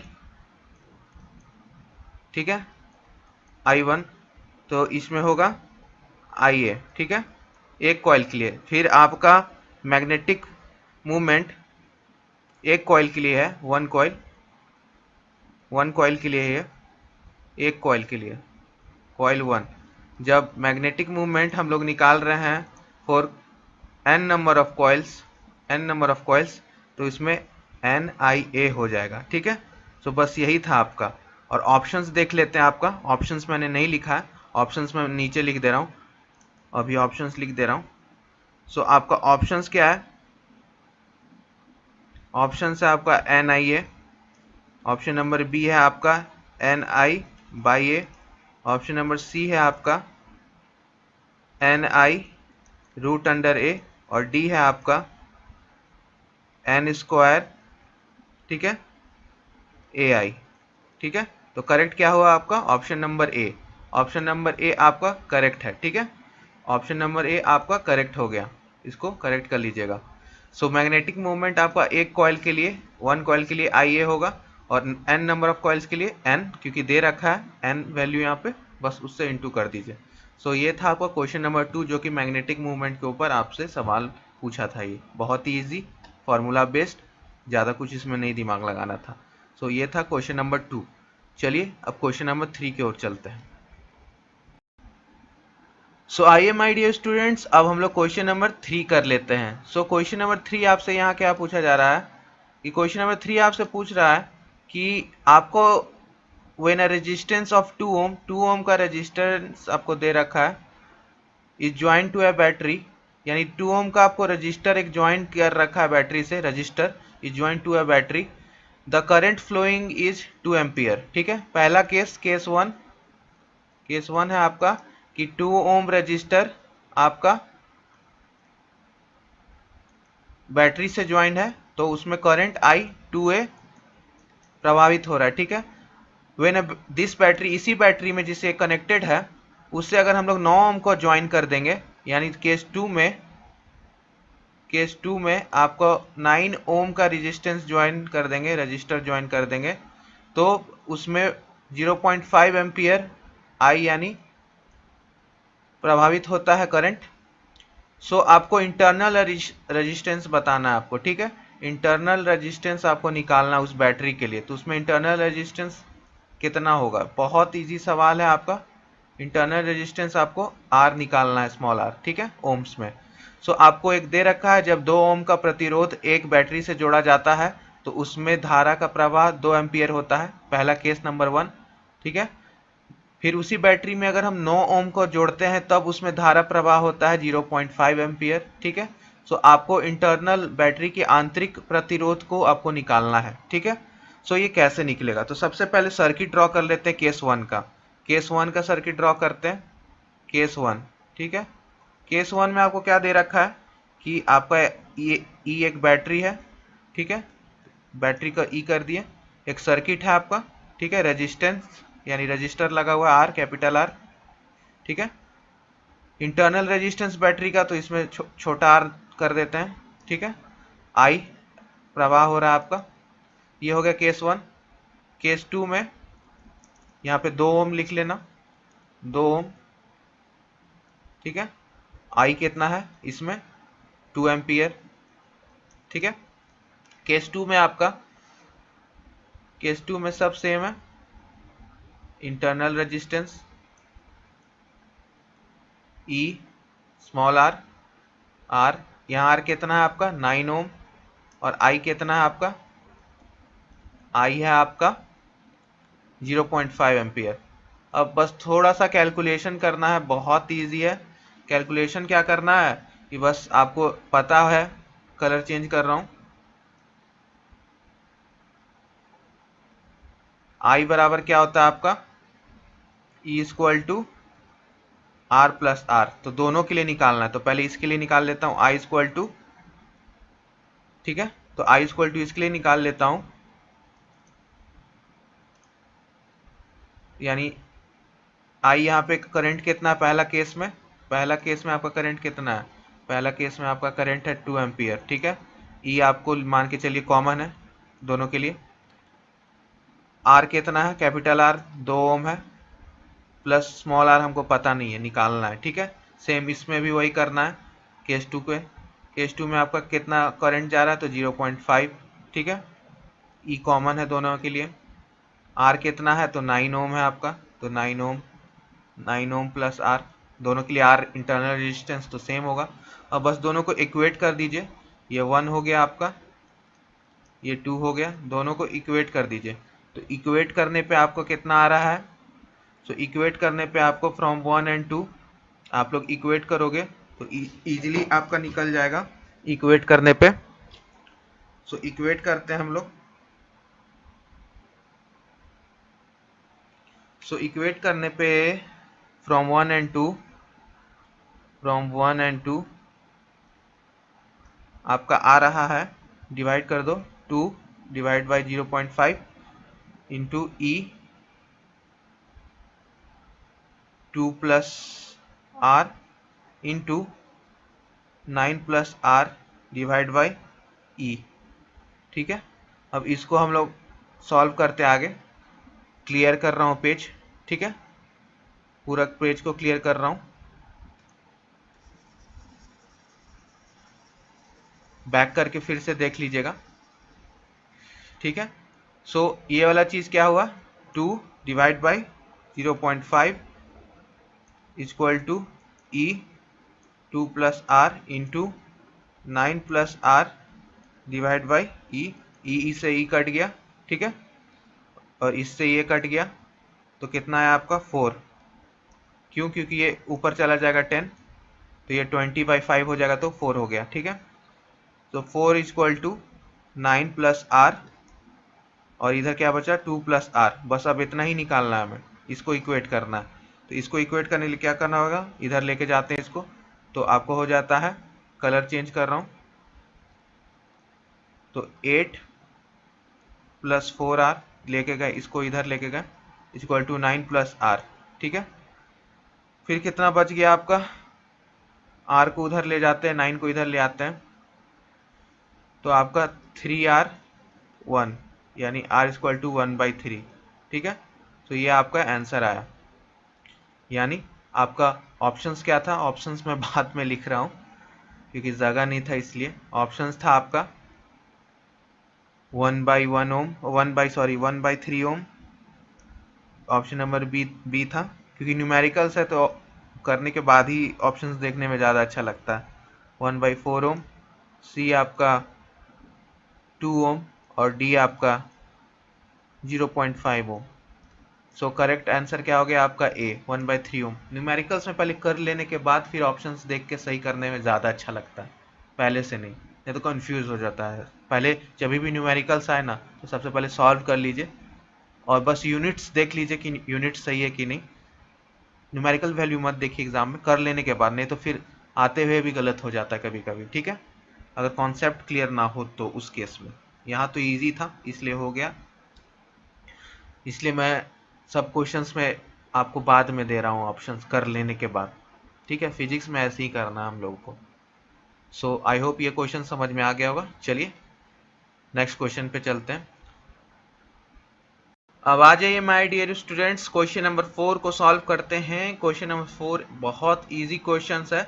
यहाँ आपसे पूछा जा रहा है कि आपको एक मिसाइल है, ठीक है, जिसको हम लोग मैक्सिमम डिस्टेंस यानी मैक्सिमम रेंज के लिए, सबसे ज़्यादा दूरी के लिए हम लोग इनिशियल वेलोसिटी 20 मीटर से फेंकते हैं, और जी का मान आपको दे रखा है, ग्रेविटी का मान, सॉरी। सो आपको बताना है कि सबसे ज़्यादा कितना दूरी तक ये रेंज ट्रैवल करेगा जब 20 मीटर पर सेकेंड का हम लोग इसको स्पीड से फेंकेंगे। यानी एक मिसाइल को 20 मीटर प्रति सेकेंड के प्रारंभिक वेग के साथ इसकी अधिकतम दूरी तक प्रक्षेपित किया जाता है, ठीक है।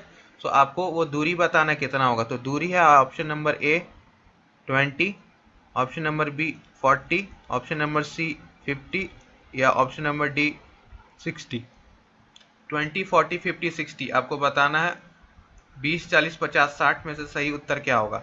सो आइए इसको सॉल्व करते हैं। सॉल्व करने के लिए बहुत ही एक इजी आपका न्यूमेरिकल है, रेंज निकालने के लिए। रेंज मतलब कितनी दूरी तक, तो रेंज बराबर आर बराबर क्या होता है, म्यू स्क्वायर साइन 2 थीटा, ठीक है, बाई जी। ये आपका फॉर्मूला है, ठीक है। सो मैक्सिमम दूरी के लिए जाने के लिए आपका साइन 2 थीटा का वैल्यू होना चाहिए 1 के बराबर मैक्स जाने के लिए। तो ये कब होगा, जब थीटा आपका 45 डिग्री होगा, तब आपका ये 1 आ जाएगा वैल्यू, ठीक है। सो इसको हम लोग पुट करते हैं यहाँ पे।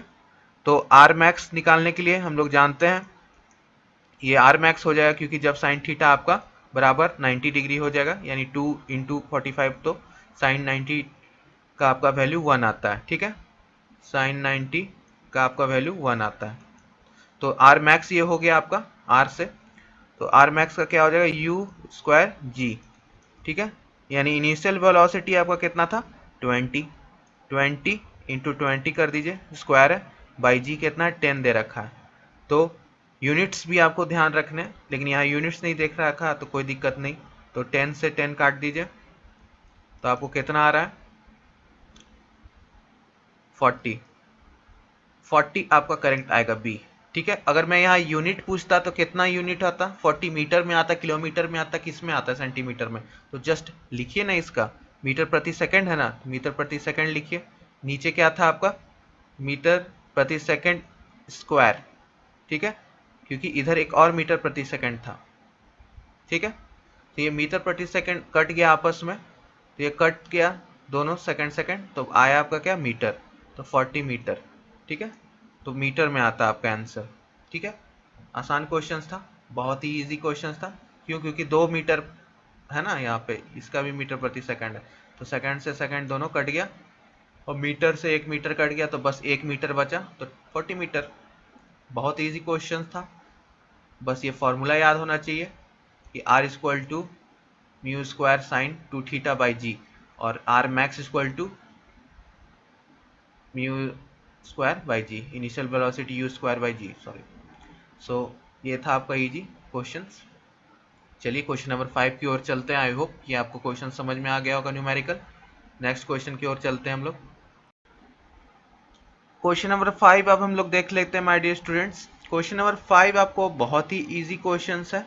यहाँ पर आपसे पूछा जा रहा है कि स्टीम आपको दे रखा है। ठीक है, स्टीम दे रखा है 100 डिग्री सेल्सियस पे, भाप आपको दे रखा है 100 डिग्री सेल्सियस पे, जो कि आपको पास कराया जाता है, यानी आपको प्रभावित किया जाता है 20 ग्राम के वाटर से। ठीक है, 20 ग्राम आपको वाटर दे रखा है जो कि 10 डिग्री सेल्सियस पे है, उससे आपको पास कराया जाता है। ठीक है, और पास कराने के बाद आपका व्हेन ये पास कराया जाता है, तो when acquires a temperature of 80 degree Celsius, then water आपका 80 डिग्री सेल्सियस पर पहुंच जाता है। जब आपका 100 डिग्री सेल्सियस का स्टीम भाप आपका 20 ग्राम पानी जो कि 10 डिग्री सेल्सियस पे पास कराने के बाद 80 डिग्री सेल्सियस पे पहुंच जाता है, 10 डिग्री से 80 डिग्री पे।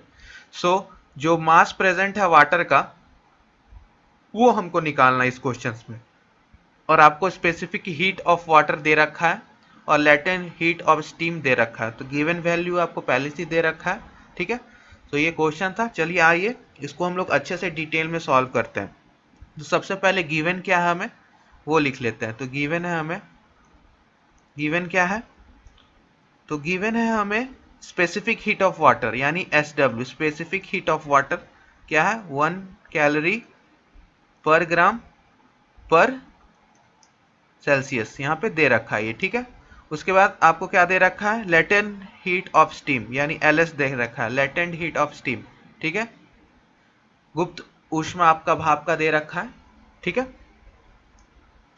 सो LS आपका हो गया 540 कैलोरी पर ग्राम। ठीक है, सो हमको यहाँ पे सबसे पहले क्या निकालना है, heat lost by m gram of steam, यानी हीट लॉस्ट हुआ जो m gram of steam at 100 degree Celsius to change into water at 80 degree Celsius. यानी आपको हीट लॉस्ट जो हुआ m gram of steam at 100 degree Celsius को change कराने में 80 डिग्री सेल्सियस में, यानी आपका जितना हीट लॉस्ट हुआ, यानी स्टीम से जितना हीट लॉस हुआ, आपको 100 डिग्री से उसको वाटर को चेंज करने में, स्टीम को 80 डिग्री लाने पे। ठीक है, सो आपका इस तरह से निकलेगा Q1 इक्वल टू MLS, ठीक है, लेटेंट हीट, प्लस MSW यानी आपका जो दे रखा है SW specific heat of water, फिर उसके बाद डेल्टा TW वाटर का। ठीक है, तो इसको पूरा ये कर लेते हैं। तो करने के बाद आपका क्या आ गया, M equal to 540, latent heat आपको दे रखा है 540, प्लस MSW कितना दे रखा है 1, और डेल्टा T क्या है आपका 100 माइनस 80, तो आपको टोटल क्या आंसर आया 540 M plus 20 M, that is 560 M आपका आंसर आया, यानी 560 M आपका आंसर आया। ये हो गया आपका आधा पार्ट। ये था आपका आधा पार्ट, ठीक है। अब इसमें थोड़ा सा और हम लोग देख लेते हैं इस क्वेश्चंस को। ये तो हो गया आधा पार्ट, आगे और देख लेते हैं। ये तो Q1 निकाल लिए हम लोग। Q1 कितना निकाले हम लोग? Q1 निकाले हम लोग 560 एम। अब हम लोगों को हीट गेन जो हुआ, हीट गेन हुआ जो हीट गेन्ड बाय 20 ग्राम, जो 20 ग्राम का जल था वाटर, उससे हीट कितना गेन हुआ, क्योंकि वो तो लूज किया स्टीम, तभी तो इधर हीट गेन हुआ। तो heat gain by 20 gram of water to change its temperature from 10 degree Celsius से, तभी तो 80 डिग्री में पहुंचा। हीट गेन किया तभी तो 10 से 80 डिग्री में पहुंचा, और वो 100 से 80 पे। यहाँ पे हीट गेन हुआ, वहां पे हीट लॉस हुआ। तो अब यहाँ हीट गेन कैसे निकालेंगे? तो Q2 निकालना है हमें। तो Q2 निकालने के लिए क्या है? MW SW डेल्टा TW, ठीक है। तो एक एक करके वैल्यू पुट करते हैं। MW कितना है? मास ऑफ वाटर 20 ग्राम्स, ठीक है। SW स्पेसिफिक हीट आपको कितना दे रखा है? 1 वाटर का, इनटू टेम्परेचर यानी delta TW, final minus initial, यानी फाइनल माइनस इनिशियल 80 माइनस 10, ठीक है। तो फाइनल क्या है? 80 डिग्री पे पहुंचाया था, इनिशियल 10 डिग्री से स्टार्ट किया था। डेल्टा का मतलब यही होता है। अब इसको अच्छे से कर लेते हैं। 20 इंटू कितना आ गया? 17, डेट इज 1400। ये हो गया आपका Q2। Q1 था 560 m और ये हो गया 1400। अब according to principle of calorimeter, principle of calorimeter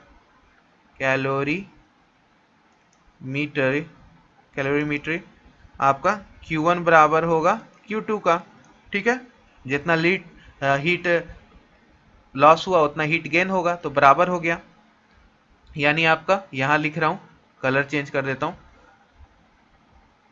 blue colour से, बाकी का यहां सॉल्व कर रहा हूं। आपका क्या हो जाएगा? थस 560 m इक्वल टू 1400 यानी 1400, जिसको हम लोग m क्या कह सकते हैं? 1400 बाई 560, काटिए इसको, तो m क्या आ गया आपका? 2.5 ग्राम्स, ठीक है। तो ये आपका 2.5 ग्राम्स हो गया। अब टोटल मास पहले से आपका था 20 ग्राम पानी का, पहले से तो दे रखा था, अब इसमें ऐड हो गया 2.5 ग्राम, तो टोटल कितना आ गया आपका?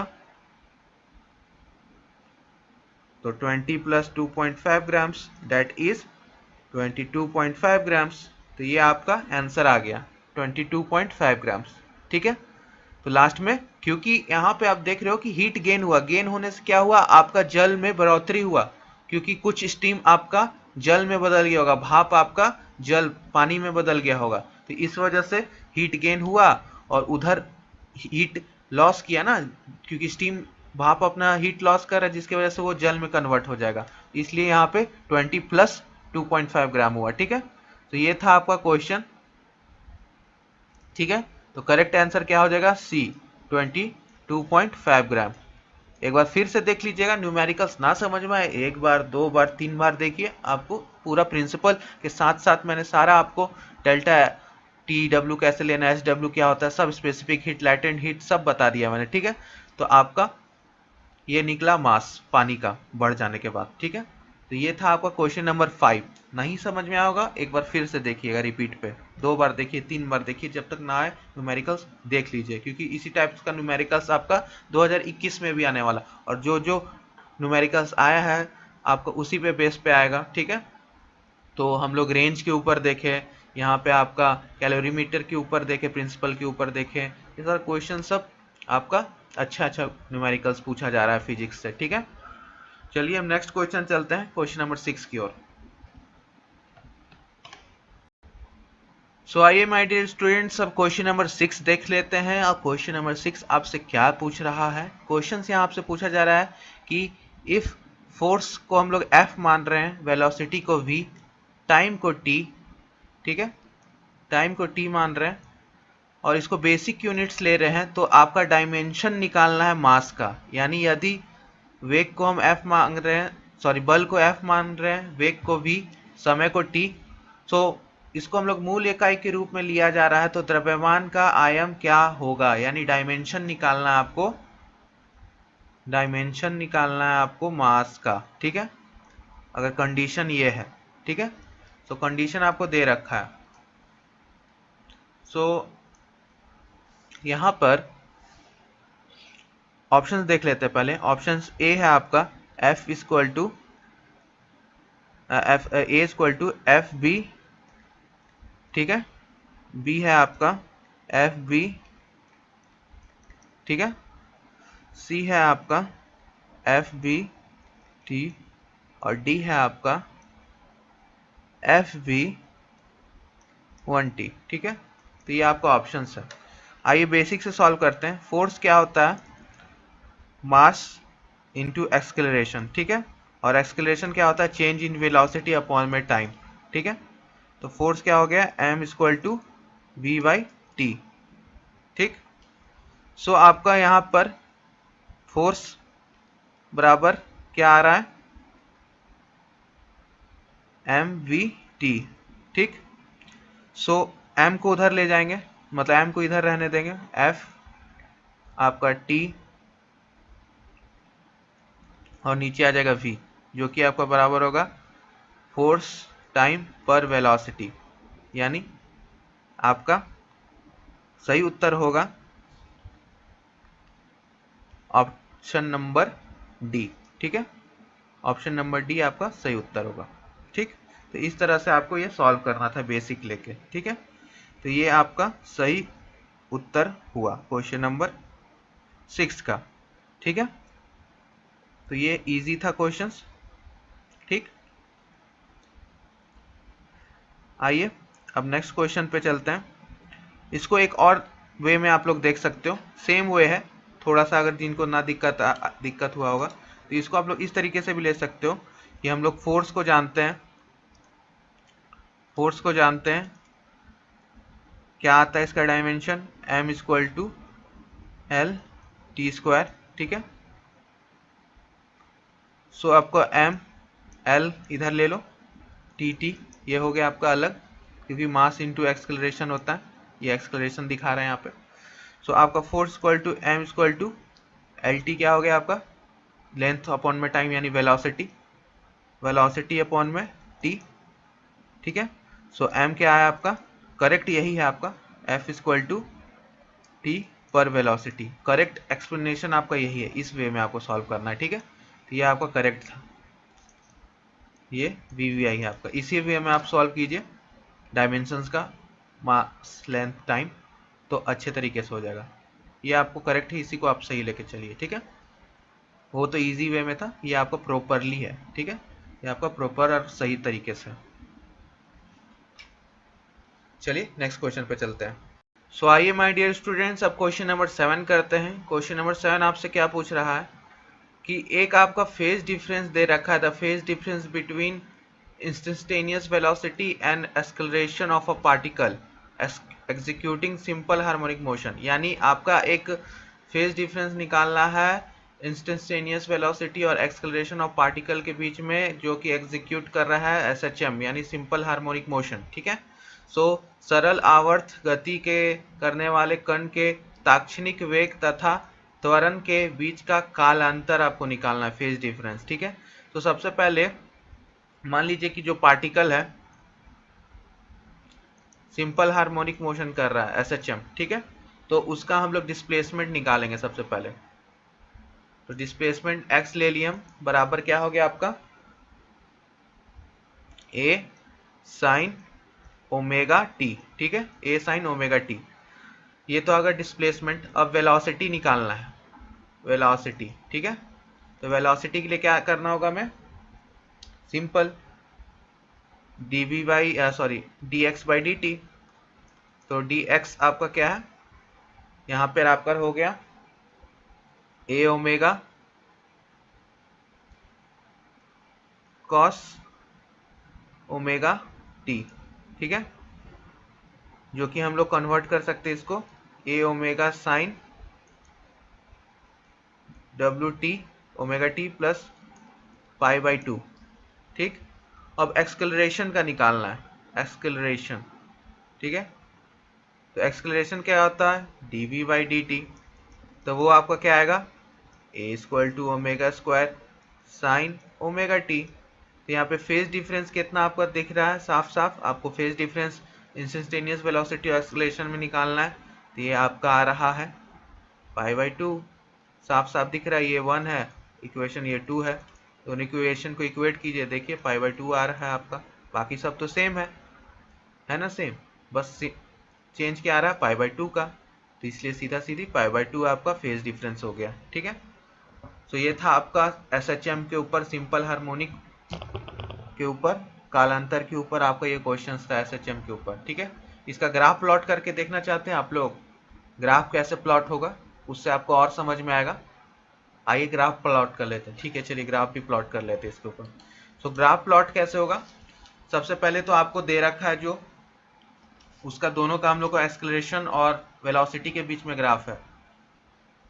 तो ग्राफ आइए देख लेते हैं। ठीक है, ये है आपका वेलोसिटी और ये है आपका एक्सेलरेशन। तो ये तो हो गया आपका वेलोसिटी का। ठीक है, यहाँ पे ये क्या हो जाएगा, ए ओमेगा, और यहाँ पे ये हो जाएगा आपका जो यहाँ पे टच कर रहा है, ये आपका हो जाएगा पाई बाई 2 यानी ओमेगा टी के बराबर। ठीक है, फिर एक्सेलरेशन के ग्राफ कुछ इस प्रकार से। ठीक है, ये हो जाएगा आपका यहाँ पे omega T that is pi by 2 के बराबर। तो आप लोग इसको मिला दीजिए और देखिए फेज डिफरेंस कितना हो रहा है दोनों के बीच में, डिफरेंस कितना है, पाई बाई 2 का है कि नहीं। तो ये पाई बाई 2 आपका फेज डिफरेंस आ गया जो कि 0.5 पाई के बराबर है। ठीक है, तो ये ग्राफ था इसका। सही अंतर क्या हो गया आपका, 0.5, बी 0.5। ऑप्शन था ए 0, बी 0.5, सी पाई और डी था 0.707 पाई। तो सही उत्तर हो गया 0.5 पाई। 0.5 पाई आपका सही उत्तर है। ठीक है, यानी पाई बाई 2 करेक्ट आंसर। चलिए आखिरी प्रश्न की ओर चलते हैं, लेकिन उससे पहले जो पहली बार ये वीडियो देख रहे हैं चैनल को सब्सक्राइब कर लीजिए, क्योंकि चैनल पर आपको सारा प्रीवियस ईयर्स मैं करा रखा हूँ। प्लेलिस्ट मैंने अच्छे से अपडेट कर दिया, जाके देखिए प्लेलिस्ट सेक्शंस में सब्जेक्ट वाइज और पैरामेडिकल मैट्रिक वाइज मैंने सारा प्लेलिस्ट बना दिया है अपडेटेड। तो उसको जाके देख लीजिए अच्छे से, अब आपको ईयर्स वगैरह खोजने में दिक्कत नहीं होगा, सब्जेक्ट खोजने में दिक्कत नहीं होगा। और साके सारा प्रीवियस ईयर पीएम और पीएमएम का कीजिए जिनको भी एग्ज़ाम क्लियर करना है। ठीक है, इतनी मेहनत आप ही लोग के लिए हो रही है, सो इसका लाभ उठाइए। और ये इसी साल तक के लिए ये सारी चीज़ें आपको मिल रही हैं, अगले साल बच्चों के लिए ये सब प्रीवियस ईयर सारा प्राइवेट वीडियो में चला जाएगा। तो इसलिए आप लोग लकी हो कि आपको ये सब मेहनत आराम से फ्री ऑफ कॉस्ट आप लोग को मिल रहा है। ठीक है, नेक्स्ट ईयर सेशन वालों को नहीं मिलेगा ये। ठीक है, सो चलिए नेक्स्ट और लास्ट क्वेश्चन पे चलते हैं। ठीक है, आइए अब आखिरी प्रश्न 2020 का न्यूमेरिकल कर लेते हैं हम लोग।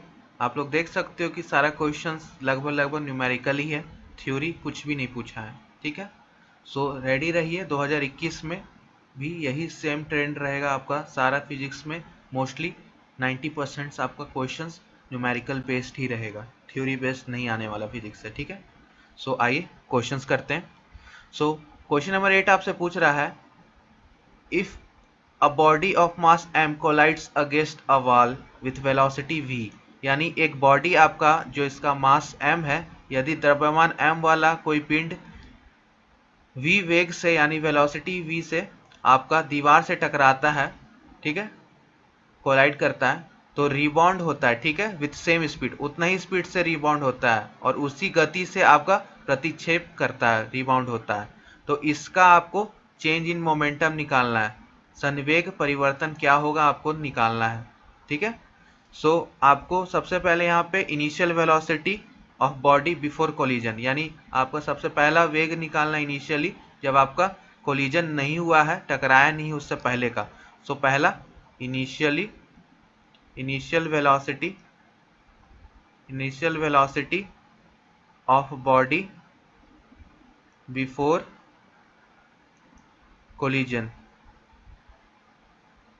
कोलिजन, ठीक है।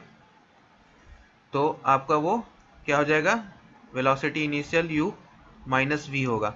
माइनस वी क्यों होगा, क्योंकि माइनस साइन आपका यहाँ इंडिकेट कर रहा है कि आपका ये बॉडी आपका दीवार की तरफ जा रहा है, ठीक है, मूविंग टुवर्ड्स द वॉल, ये जा रहा है दीवार की तरफ टकराने के लिए पिंड, ठीक है। तो ये माइनस साइन ये दर्शा रहा है।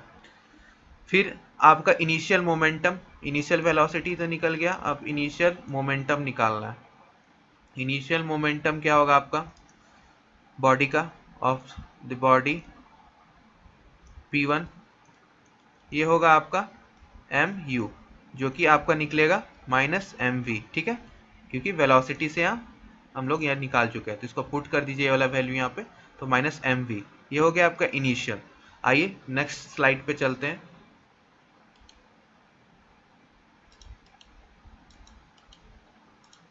नेक्स्ट स्लाइड पे आपको यहाँ पर दे रहा है कि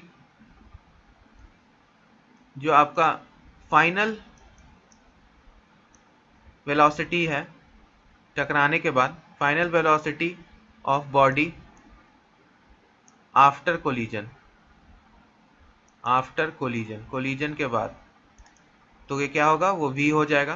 तो v क्या आएगा आपका, v ही रहेगा, ठीक है। पॉजिटिव साइन यहाँ क्या इंडिकेट कर रहा है कि आपका मूव अवे फ्रॉम वॉल, टकराने के बाद वॉल से अवे हो रहा है वो पिन, ठीक है, वापस जा रहा है टकराने के बाद, तो इसलिए पॉजिटिव साइन।